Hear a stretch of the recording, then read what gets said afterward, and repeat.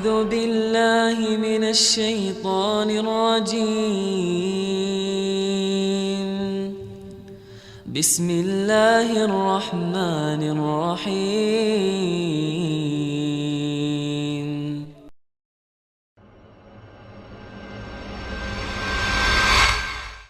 Kita akan berbicara calon suami buat para akhwat dan wanita di belakang. Yang pertama tentu saja di agama lagi-lagi. Jadi sama dengan yang wanita, agama. Allah Subhanahu wa taala berfirman dalam surat Al-Baqarah ayat 221. Wala 'abdun mu'minun khairum min musyrikin walau a'jabakum. Budak yang beriman kepada Allah itu lebih baik daripada orang musyrik walaupun ketampanannya, kekayaannya, statusnya menyilaukan kalian. Budak mukmin itu lebih baik. Dan Nabi bersabda, "Idza ja'akum man tardawna dinahu wa khuluquhu fazawwijuhu." Saya ingin para akhwat di belakang catat baik-baik sabda ini. Nabi mengatakan, jika ada seseorang laki-laki yang melamar putri Anda, kakak wanita Anda, atau adik perempuan Anda, dan Anda ridho dengan agama serta akhlaknya, maka nikahkan mereka berdua. Kenapa? Karena kalau Anda tidak menikahkan, takun fitnah fil ardi wa fasadun aril, akan terjadi fitnah dan kerusakan yang parah. Wanita yang menolak laki-laki yang saleh, lalu dia memilih laki-laki yang bermasalah, yang jauh dari Allah, karena ketampanannya, atau karena kekayaannya, atau karena status sosialnya, atau karena faktor lain, maka ulama mengatakan dia akan terkena fitnah dan dia akan sengsara di dalam hidupnya.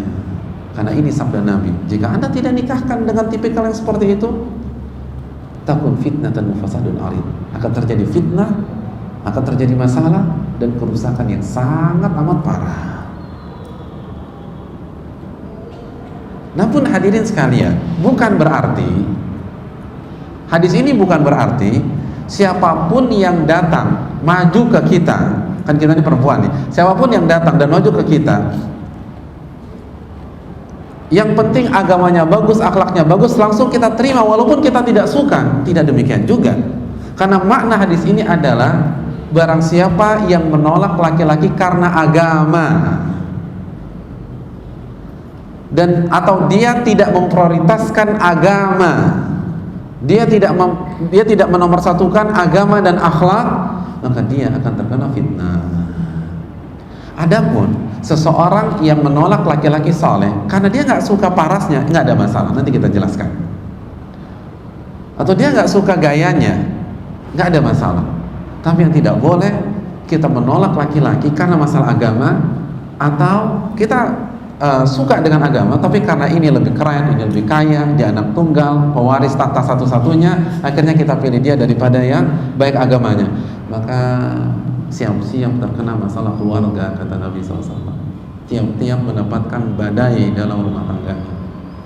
Karena Nabi yang mengatakan takun fitnah, akan terjadi fitnah, akan terjadi masalah dan kerusakan yang parah. Oleh karena itu, pilihlah yang baik agamanya. Yang kedua, fisiknya kita suka. Fisiknya kita suka. Ini catat baik-baik. Fisiknya kita suka. Kenapa demikian? Karena ada sebuah hadis tentang khulu, wanita yang gugat cerai, Fatimah. Bukan Fatimah, istri dari Thabit bin Qais. Istri dari Thabit bin Qais meminta Rasulullah agar mengizinkan dia menggugat cerai suaminya. Allahu Akbar. Ini wanita yang bersuamikan siapa? Thabit bin Qais. Antum tahu siapa Thabit bin Qais? Thabit bin Qais adalah khatib Rasulullah Sallallahu Alaihi Wasallam. Ini andalan Nabi kalau khutbah. Jadi kalau Nabi keluar kota, lalu datang hari Jumat, yang khutbah itu siapa? Thabit bin Qais, khatibnya Rasulullah SAW. Dan Thabit bin Qais dijamin masuk surga. Dan antum bisa cek kisahnya di tafsir surat Al-Hujurat ayat 2. Bagaimana Nabi memastikan Thabit bin Qais ahli surga. Ada ibu-ibu di belakang yang suaminya dijamin masuk surga? Gak ada. Bayangkan suaminya sudah ahli surga, ini tiket surga udah di tangan. Ternyata istrinya gugat cerai. Allahu Akbar. Apa penyebabnya? Dalam riwayat dikatakan, walakinni akhaful kufra ba'dal iman, karena aku khawatir kufur nikmat. Jadi istrinya bilang, ya Rasulullah, aku tidak pernah melihat cacat dari agama suamiku dan akhlak suamiku, tapi aku khawatir kufur nikmat. Ini suamiku baik banget, justru yang aku khawatirkan air susu yang diberikan suamiku aku balas air tuba. Kenapa masalahnya? Aku gak cinta sama dia. Dalam riwayat beliau istri Thabit memberikan testimoninya, aku pernah jalan bareng sama suamiku ya Rasulullah, lalu aku melewati sekelompok laki-laki, sekelompok sahabat, mungkin sedang duduk-duduk, sedang santai, sedang ngobrol. Lalu secara nggak sadar aku bandingkan, ternyata asyadduhum sawada, ternyata saya bandingkan suami saya yang paling gelap warna kulitnya, jadi paling hitam dia. Wa aqsaruhum tula, yang paling pendek posturnya. Wa aqbahuhum wajha, yang paling gak ganteng parasnya. Subhanallah, paling hitam, paling pendek, dan paling gak ganteng. Tapi ahli surga. Beliau gak cinta. Berarti faktor apa nih? Fisik atau agama? Fisik. Faktor fisik. Tapi hadirin sekalian, jangan ada satupun dari kita yang meremehkan Thabit bin Qais, nggak boleh. Dan ini lumrah, karena selera orang beda-beda. Kebetulan istrinya Thabit seleranya itu tinggi, putih, dan keren. Misalnya, betapa banyak wanita yang suka laki-laki berkulit hitam, iya apa tidak? Banyak. Jadi yang hitam atau yang gelap nggak usah berkecil hati. Banyak wanita yang seleranya itu berkulit gelap. Kebetulan istrinya Thabit suka yang posturnya tinggi. Betapa banyak wanita yang suka pendek. Dia bilang, nih minimalis nih suami saya, kan begitu. Dia suka yang pendek, enak gitu loh, lucu, imut-imut, cabi, dan seterusnya. Jadi hadirin yang dirahmati oleh Allah, nah, banyak masalah selera itu sangat subjektif. Kebetulan istrinya Thabit ini suka yang tipikal demikian, dan dia tidak dapatkan di dalam diri suaminya. Bolehkah minta cerai? Nabi mengatakan, apakah engkau akan mengembalikan maharnya? Ya Rasulullah, ya sudah, cerai, diperbolehkan. Kaidah fikih mengatakan, kalau yang sudah nikah aja boleh cerai gara-gara fisik, apalagi yang belum nikah. Nggak ada masalah. Nggak ada masalah nolak ikhwan yang hafalannya 30 juz, hafal Sahih Bukhari, hafal Sahih Muslim, hafal Riyadhus Shalihin, karena kita tidak suka fisiknya, nggak ada masalah. Boleh. Dan ini kesalahan banyak akhwat. Sebagian akhwat nggak memperdulikan masalah fisik. Sebagian akhwat yang sudah ngaji, yang penting istri saya ahlu tahajud Pak Ustaz.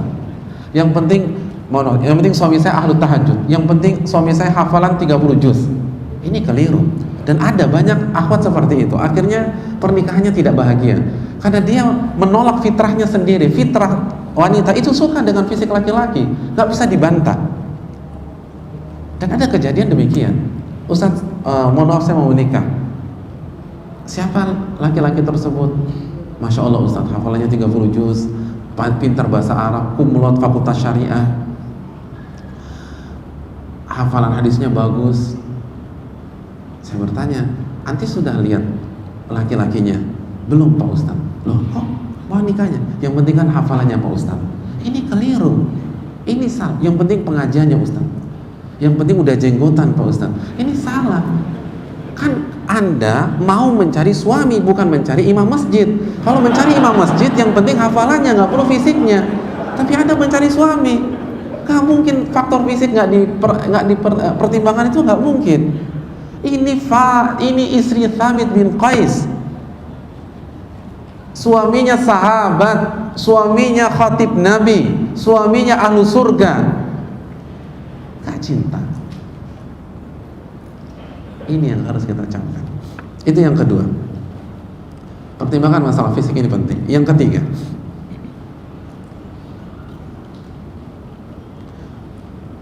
mampu secara finansial. Mampu secara finansial atau memberikan nafkah batin, memberikan nafkah batin atau yang non batin. Jadi hadirin sekalian, seorang akhwat yang mempertimbangkan penghasilan suami nggak ada masalah. Nabi yang mencontohkan ketika Fatimah binti Qais, tadi Thabit bin Qais, ini Fatimah binti Qais, itu dilamar oleh Muawiyah dan Abu Jahal. Apa kata Nabi SAW? Kata Nabi SAW, jadi Fatimah dilamar oleh siapa tadi? Abu Jaham dan Muawiyah, dan dua-duanya sahabat. Ingat, dua-duanya sahabat. Kata Nabi SAW, amma Abu Jaham fala yadha asahu an atiqi. Abu Jaham itu orangnya kalau marah suka lost control, mukul. Itu makna yang pertama. Makna yang kedua, Abu Jaham itu suka safar, suka safar. Jadi itu dua makna dari hadis tersebut. Adapun Muawiyah, faso'lu la malalah. Adapun Muawiyah, dia miskin, nggak punya duit. Coba kita tanya ibu-ibu sekalian, atau akhwat-akhwat yang belum nikah, yang masih single. Ini ada dua opsi. Sama-sama soleh, sama-sama ahlu tahajud, sama-sama ahlu siam, ahli puasa. Yang satu kalau marah lost control, suka mukul, tapi kaya. Yang satu baik, lembut, tapi nggak punya duit. Akhwat di belakang pilih yang mana? Muawiyah atau Abu Jaham?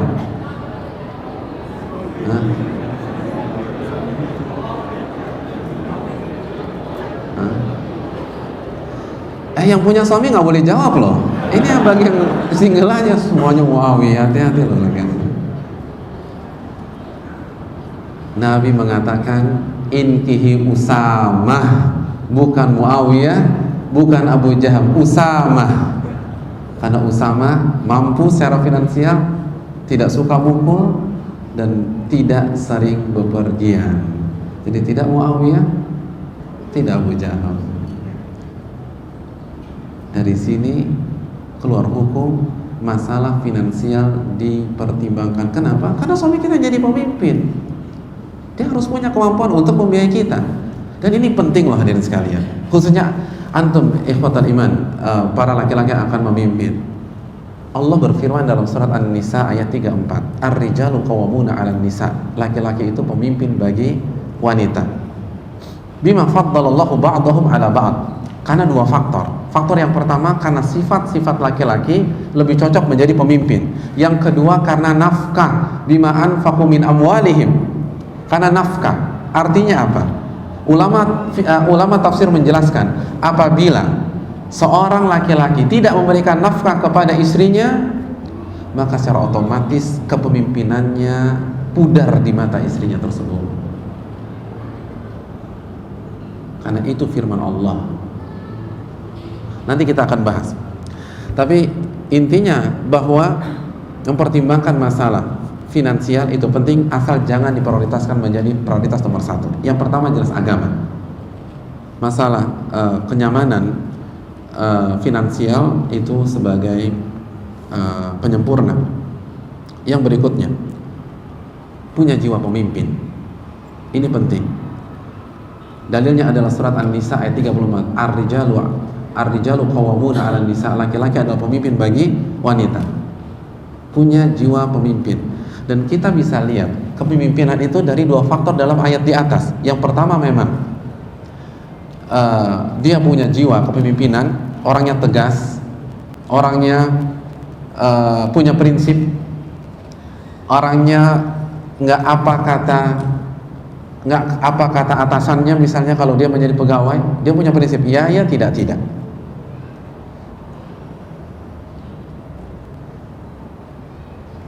Dan yang kedua, karena nafkah.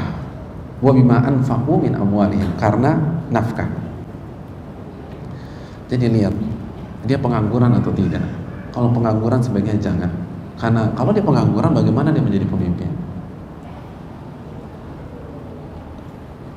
Yang penting ada usaha, walaupun tidak tetap. Dan memang nggak ada yang tetap di dunia. Antum nggak mungkin cari pekerjaan tetap di dunia. Akhirnya kan meninggal juga. Akhirnya kita berpisah juga. Akhirnya dipensiunkan juga. Yang penting dia mau berusaha. Ini perlu kita camkan ya, para akhwat. Yang berikutnya, an yakuna rafiqan bin nisa, lemah lembut dengan wanita. Lemah lembut dengan wanita. Di antara dalilnya adalah Abu Jaham tidak direkomendit oleh Nabi SAW. Karena Abu Jaham kalau emosi suka mukul. Oleh karena itu cari laki-laki yang lemah lembut. Dan kita bisa cek bagaimana dia memperlakukan ibunya, bagaimana dia memperlakukan adik perempuannya. Dipukulin nggak, digebukin nggak? Coba tanya, adik perempuannya dipukulin nggak? Oh ternyata enggak, paling ditendang aja 1-2 kali. Maka jangan pilih orang tersebut. Jadi sekali lagi yang hadirin yang dirahmati oleh Allah Subhanahu Wa Taala, karena Abu Jaham tidak direkomendit oleh Nabi SAW disebabkan karena dia suka mukul. Yang berikutnya,